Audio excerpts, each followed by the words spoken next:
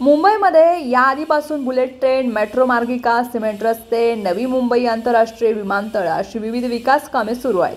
त्यातच आता मुंबईसाठी महायुती सरकारनं तब्बल 64,000 कोटी 787 कोटींच्या प्रकल्पाची तरतूद केली। उपमुख्यमंत्री अजित पवार यांनी सोमवारी राज्याचा अर्थसंकल्प सादर केला। अजित पवार यांनी अर्थमंत्री म्हणून 11वा अर्थसंकल्प त्यांचा ठरलाय।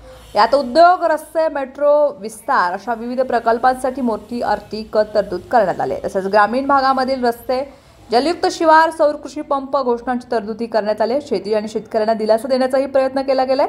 या अर्थसंकल्पनामधून महायुती सरकारनं आगामी दिवसात होणाऱ्या स्थानिक स्वराज्य संस्थांच्या निवडणुका डोळ्यासमोर ठेवत काही तरतुदी केल्याचं स्पष्टपणे दिसून येत आहे। यातील महत्त्वाच्या तरतुदी केल्यात त्या म्हणजे महाराष्ट्र राजधानी मुंबई आणि मुंबई महानगर प्रदेश विकास प्राधिकरणासाठी।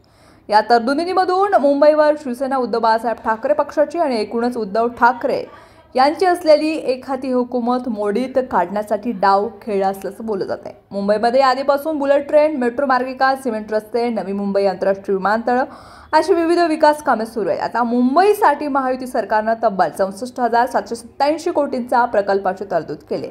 यातही मेट्रो मार्गिका, रस्ते आणि मत्स्य बाजार, आंतरराष्ट्रीय व्यापार केंद्र अशा गोष्टींचा यामध्ये समावेश आहे।